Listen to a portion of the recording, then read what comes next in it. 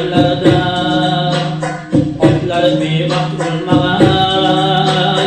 Yaxshi bo'lsa ayollar, erlar yuzi so'lmag'ay.